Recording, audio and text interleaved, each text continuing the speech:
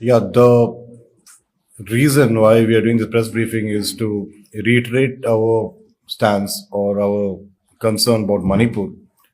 And this has been almost 2 years that the issue, which spiraled into violence and protests and so on, after the unfortunate incident, our LOP, Sri Rahul Gandhi had come almost thrice.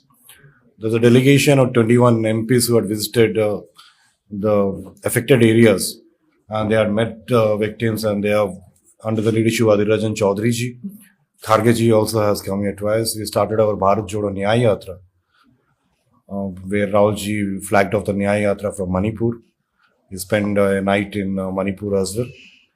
And then you must also be aware, we had brought a no confidence motion in the parliament as well, because the prime minister simply refuses to talk about Manipur.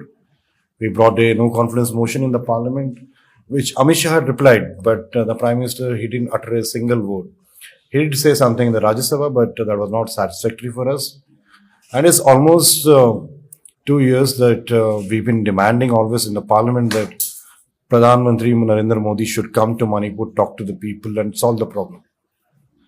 A little late, too late, but in spite of having 55 MLAs, they had to force their CM way out in Biren Singh ji. And that was because of the constant pressure from our CLP leader, our PCC president, and the 5 MLAs that we have. They have 55 MLAs, but they have president rule in the state. This is unprecedented.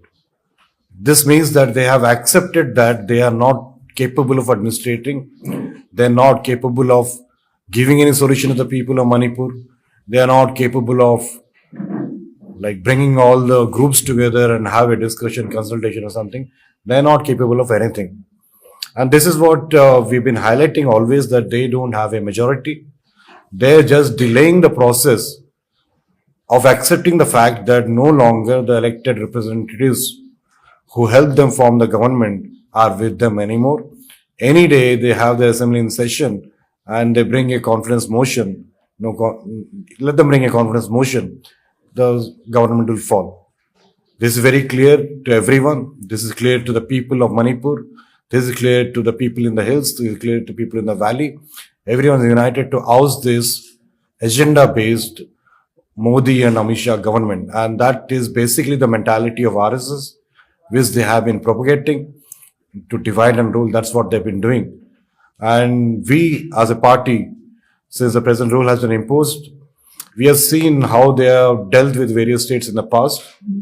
We want to ensure that my visit here primarily focuses on meeting our party office bearers, our leaders. We had meeting of the executive committee meeting yesterday, followed by meeting with all the DCC president and the block presidents. We are meeting with the various frontals, the main frontals and all the departmentals. So we are greasing out our wheels so that we are election ready. The purpose today, we had a political affairs committee meeting where we discussed on our strategy, what should be our narrative, what should be our solution, what should be our plan to go to the election. So we want to ensure that we have everything ready in our organization. All the appointments are done, all the booth committees are done, all the BLS are formed. We have the narrative ready, we have the people ready, we start moving. We identify all the candidates in all the assembly segments. So whenever the election is declared, if they do it with Bihar, if they do it with Assam, if they do it in 2027, we're always ready. And this is something which we will continue to do. We'll start our district tours immediately. And our AIS secretary, along with the senior leaders, PC president, will move the district tours. We'll try to mobilize the people. And we will start working with the people directly, helping them in any other relief material or if they require any support from us. So we'll reach out to the people, and this message is very loud and clear to everyone in our party as well, that if you want to conduct election, you have to be with the people. You can't be in Imphal, you can't go to Delhi, you have to go to your own booth, your own panchayat, block, assembly.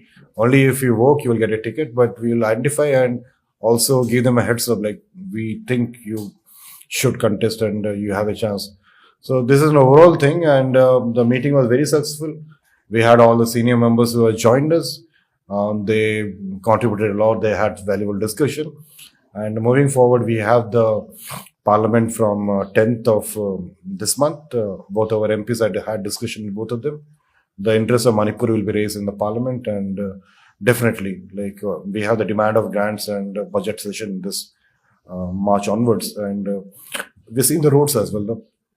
The political aspects is one thing, and if you look at the economic aspects, the highway from Kohima to Imphal is, you should travel in the road to understand what is happening. It's a national highway, and I think the Asia highway as well, if I understand. Manrega we reviewed. We had a Disha meeting yesterday with our honorable MP Alfred Adhaji. We reviewed the Manrega. Only 25% work is being done. You're not getting money for the last 2 years. Manrega, this is a central government scheme. They're not getting money from last 2 years, being the double engine government with the side, and now we have a present rule. Yesterday we discussed about the various corruptions that is happening in Pradhan Mantri Gram Sadak Yojana. You do false billing 3 times and the money disappear. There's no road. I think Churchandpur. This is what is happening. And this is the agenda of Amit Shah and Narendra Modi. They want to disturb the state and keep looting the state. That is what our main problem is. The people of Manipur understood. We have understood, and we give them a fitting reply when the time comes. And I hope the normalcy returns. Thank you so much.